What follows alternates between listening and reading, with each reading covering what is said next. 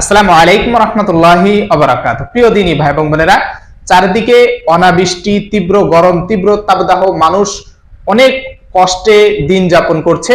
তো এই ব্যাপারে রাসূলুল্লাহ সাল্লাল্লাহু আলাইহি সাল্লামের একটা আমল করতে পারি, যে দোয়া একটি রাসূলুল্লাহ সাল্লাল্লাহু আলাইহি সাল্লাম সাহাবাদেরকে শিখিয়েছেন, আমাদেরকে শিখিয়েছেন, যে দোয়াটি পড়তে দেরি হয়তো আল্লাহ তাআলা বৃষ্টি দিতে দেরি নাই।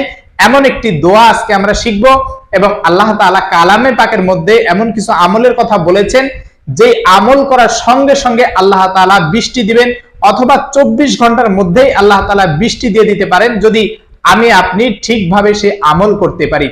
একেবারে সহজ একটি আমল, যে আমলটা করার কারণে আল্লাহ তাআলা এই যে গরম দিচ্ছেন আমাদেরকে এক প্রকার শাস্তি হিসেবে, আযাব হিসেবে, যে তাপদাহ গরমের ভিতরে আমরা যন্ত্রণা উপভোগ করছি বা শাস্তি আমরা যে ভোগ করছি, আল্লাহ তাআলা এই শাস্তি থেকে পরিত্রাণ দিতে পারেন যদি আল্লাহ তাআলা যেভাবে আমল করতে বলেছেন, যেভাবে আল্লাহ তাআলার কাছে এই বৃষ্টি চাইতে বলেছেন, প্রিয় নবী সাল্লাল্লাহু আলাইহি ওয়াসাল্লাম যে দোয়া শিখিয়েছেন সেভাবে যদি আমল করতে পারি, ইনশাআল্লাহ আল্লাহ তাআলা সঙ্গে সঙ্গে দিবেন, অথবা 24 ঘন্টার ভিতরে বৃষ্টি দিয়ে দিবেন যদি এইভাবে আমরা আমল করতে পারি।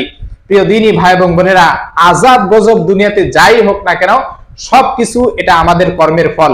কারণ আল্লাহ তাআলা এই ব্যাপারে কালামে পাকের মধ্যে বলেছেন, যহারাল ফাসাদু ফিল বাররি ওয়াল বাহরি বিমা কাসাবাত আইদিন নাস লিউযিকাহুম বা'দাল্লাযী আমিলু লাআল্লাহুম ইয়ারজিউন। আল্লাহ তাআলা বলেন যে জলে স্থলে যে সমস্ত বিপর্যয় দেখা দেয় সেগুলো মানুষের কৃতকর্মের ফল বা আমাদের হাতের কামাই। এবং আল্লাহ তাআলা কোনো কোনো কাজের কারণে বান্দাকে শাস্তি দিয়ে থাকেন, আযাব দিয়ে থাকেন, যাতে করে সেই বান্দা আল্লাহ তাআলার নিকট ফিরে আসে। তো এই গরম, এই প্রচন্ড রোদ বা তাপদাহ, এগুলো আমাদের এক প্রকার আযাব স্বরূপ আমরা বলতে পারি। একবারে অনাবৃষ্টি, ফসল ফলাদির অনেক ক্ষতি হচ্ছে, এটা আল্লাহ তাআলার পক্ষ থেকে আমাদের জন্য একটা আযাব। কারণ দুনিয়াতে প্রচুর পরিমাণে যখন ফিতনা বেড়ে যায়, প্রচুর পরিমাণে যখন খুন, রাহাজানি, ধর্ষণ, জুলুম এগুলো বেড়ে যায়, তখন বান্দাদেরকে আল্লাহ তাআলা সতর্ক করার জন্য বিভিন্ন সময় বিভিন্ন ভাবে আযাব দিয়ে থাকেন, যে বান্দা যদি তুমি আমার নিকট ফিরে আসো তাহলে তোমার এই আযাব গজব থেকে আমি তোমাকে পরিত্রাণ দিব, তোমাকে ক্ষমা করে দিব। কিন্তু আমরা এমন হতভাগা যে আমরা আল্লাহ তাআলার কাছে ক্ষমা চাই না, বরং যখন বিপদ আপদে পড়ি তখন আল্লাহ তাআলার কাছে সাহায্য চাই। আর যখন বিপদ থেকে উদ্ধার করেন আল্লাহ তাআলা, তখন আমরা সবকিছু ভুলে যাই, আবার সেই পূর্বের ন্যায় আবার ফিরে যাই, গুনাহের কাজে লিপ্ত হয়ে যাই। অতএব প্রিয় দিনী ভাই এবং বোনেরা, আল্লাহ তাআলা কালামে পাকের মধ্যে যেভাবে বলেছেন, যেভাবে আমল করতে বলেছেন সেভাবে আমল করব। প্রিয় নবী সাল্লাল্লাহু আলাইহি ওয়াসাল্লাম এই বৃষ্টির জন্য, বৃষ্টি আহ্বানের জন্য আল্লাহ তাআলার কাছে এমন একটি দোয়া করতে বলেছেন, নিজে দোয়া করেছেন, সেইভাবে আমরা দোয়া করব। বৃষ্টির জন্য আল্লাহ তাআলার কাছে দোয়া করতে হবে নামাজের মাধ্যমে।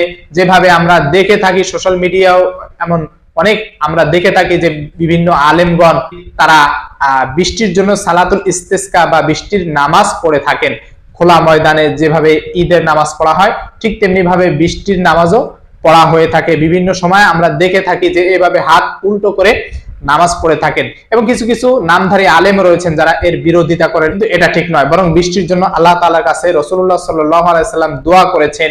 যখন অনেক গরম দেখা দেয়, অনাবৃষ্টি হয়, ফসল ফলাদির ক্ষতি হয়, তখন প্রত্যেকটা মুমিন বান্দার উচিত যে আল্লাহ তাআলার কাছে এই গরমের আযাব থেকে, এই অনাবৃষ্টি থেকে পানা চাওয়া, আল্লাহ তাআলার কাছে সাহায্য চাওয়া। সেটা নামাজের মাধ্যমে, দোয়ার মাধ্যমে, বিভিন্ন উপায় রয়েছে। আমরা সেই উপায়গুলো বা সেই পদ্ধতিগুলো অবলম্বন করতে পারি। আল্লাহ তাআলা সূরা নূহের ভিতরে 10, 11 এবং 12 নং আয়াতে সুন্দরভাবে বলে দিয়েছেন, ফাকুল তুস্তাগফিরু রাব্বাকুম ইন্নাহু কানা গফফারা ইউরসিলিস সামাআ আলাইকুম মিদরারা ওয়া ইউমদিদুকুম বিআমওয়ালি ওয়া বানিনা ওয়া ইয়াজআল লাকুম জান্নাতি ওয়া ইয়াজআল লাকুম আনহারা। হযরত নূহ আলাইহিস সালাম বলতেছেন আল্লাহ তাআলার কাছে যে আমি তাদেরকে বলেছি যে তোমরা আমার রবের নিকট, তোমরা আল্লাহ তাআলার নিকট ক্ষমা চাও, অর্থাৎ ইস্তেগফার পড়ো। আল্লাহ তাআলা বড়ই ক্ষমাশীল। ওয়া ইউরসিলিস সামাআ আলাইকুম মিদরারা, এবং আল্লাহ তাআলা তোমাদের উপর অসহ্র ধারায় বৃষ্টি বর্ষণ করবে। ওয়া ইমদিদুকুম বিআমওয়ালি ওয়া বানিনা ওয়া ইয়াজআল লাকুম জান্নাতি ওয়া ইয়াজআল লাকুম আনহারা, এবং তোমাদের ধন সম্পদ বাড়িয়ে দিবেন, সন্তান সন্ততি বাড়িয়ে দিবেন, এবং তোমাদের জন্য বাগান তৈরি করবেন, নদী নালা প্রবাহিত করবেন। এইভাবে এই 3টি আয়াতের ভিতরে আল্লাহ তাআলা এই বিষয়টা জানিয়ে দিয়েছেন। হযরত নূহ আলাইহিস সালাতু ওয়াস সালামের জামানায় যখন সেই নূহ আলাইহিস সালাতু ওয়াস সালামের উম্মতেরা গুনাহে লিপ্ত ছিল, তিনি আল্লাহ তাআলার দিকে তাদেরকে আহ্বান করেছেন। অনাবৃষ্টি ছিল, কিন্তু তারা এর পরেও দূরে সরে গিয়েছে, পলায়ন করেছে, আল্লাহ তাআলার ডাকে সাড়া দেয় নাই, ঈমান আনে নাই। কিন্তু আল্লাহ তাআলা এখানে বলেছেন যে তোমরা যদি ইস্তেগফার পড়ো, অর্থাৎ আল্লাহ তাআলার কাছে ক্ষমা চাও, তাহলে আল্লাহ তাআলা অসহস্র ধারায় বৃষ্টি বর্ষণ করবে এবং তোমাদের ধন সম্পদ, সন্তান সন্ততি, ফসল ফলাদি, বাগান, নদী নালা সবকিছু প্রবাহিত করে দিবেন, সবকিছু আল্লাহ তাআলা দিবেন। কিন্তু আমরা এই আমলগুলো করার চেষ্টা করি না, যার ফলে আজকে আমাদের এই দশা, এই গরমে আমাদের অবস্থা খুব খারাপ হয়ে যাচ্ছে, অনেকে অসুস্থ হয়ে যাচ্ছে, অনেকে মৃত্যুবরণ করছে।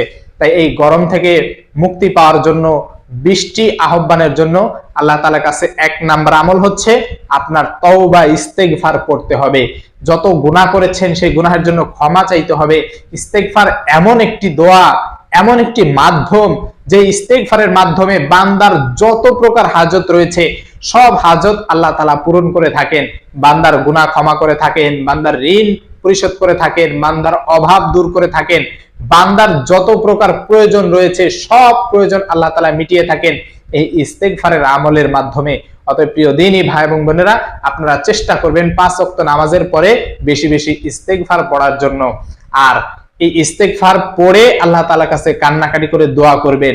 এই ছোট্ট দোয়াটি, যে দোয়াটি বলবো, প্রিয় নবী সাল্লাল্লাহু আলাইহি সাল্লাম শিখিয়েছেন, এই দোয়াটি আপনি বেশি বেশি করে পাঠ করে আল্লাহ তাআলার কাছে পড়বেন। অবশ্যই এই দোয়ার আগে আপনি ইস্তেগফার কয়েকবার পড়ে নেবেন, এরপরে দুরূদ শরীফ পড়বেন, এরপরে এই ছোট্ট দোয়াটি আপনি পড়ে আল্লাহ তাআলার কাছে চাইবেন। হয়তো আমি গুনাহগার, আমার দোয়া হয়তো আল্লাহ তাআলা কবুল করছে না, কিন্তু আপনার কারণে হয়তো, আপনি যদি দোয়া করেন, আপনার এমন আমল যদি আল্লাহ তাআলা পছন্দ করে নেন, আপনার কারণে হয়তো আল্লাহ তাআলা বৃষ্টি বর্ষণ করতে পারেন। যদি এমন এলাকার ভিতরে, এমন মহল্লার ভিতরে একজন ইমানদার থাকে আর সে যদি আল্লাহ তাআলার কাছে দোয়া করে, হয়তো ওই একজন ইমানদারের দোয়া যদি আল্লাহ তাআলা কবুল করে নেয়, পুরো এলাকাবাসী, পুরো গ্রামবাসী বা পুরো মহল্লাবাসী সেই সুফল উপভোগ করবে। কারণ ওই একজনের জন্য আল্লাহ তাআলা যখন বৃষ্টি বর্ষণ করবেন, পুরো এলাকাবাসী সেই বৃষ্টি উপভোগ করবে, শান্তিতে থাকবে। অতএব প্রিয় দ্বীনী ভাই এবং বোনেরা, এই আমলটা আমরা সবাই করার চেষ্টা করব। যদি আল্লাহ কবুল করে ফেলেন, আমার দোয়া করতে করতে দেরি রয়েছে, কিন্তু আল্লাহ তাআলার বৃষ্টি নাজিল করতে, বর্ষণ করতে সময় নেবেন না, যদি আমি সেইভাবে দোয়া করতে পারি। অতএব প্রিয় দ্বীনী ভাই বোনেরা, আমরা প্রত্যেকের জায়গা থেকে আল্লাহ তাআলার কাছে দোয়া করব যে হে আল্লাহ, তুমি এই আযাব গজব উঠিয়ে নাও এবং আমাদেরকে রহমতের বৃষ্টি দান করো। বৃষ্টি কিন্তু গজবেরও হয়ে থাকে, যেমনি ভাবে আমরা সৌদি আরব, দুবাই, আরব আমিরাতে দেখে থাকি, অতি মাত্রায় বৃষ্টি হওয়ার কারণে, ভারী বৃষ্টি হওয়ার কারণে বন্যায় অনেক ক্ষয়ক্ষতি হচ্ছে।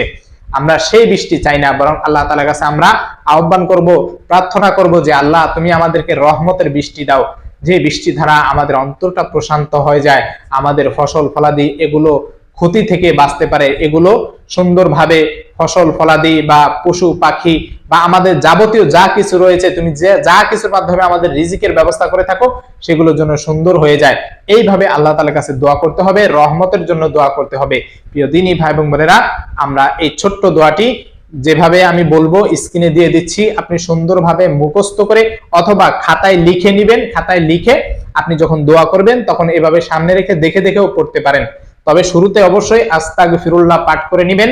আস্তাগফিরুল্লাহ দ্বারা উদ্দেশ্য হচ্ছে, হে আল্লাহ, আমি তোমার কাছে ক্ষমা চাই, হে আল্লাহ, আমি তোমার কাছে ক্ষমা চাই।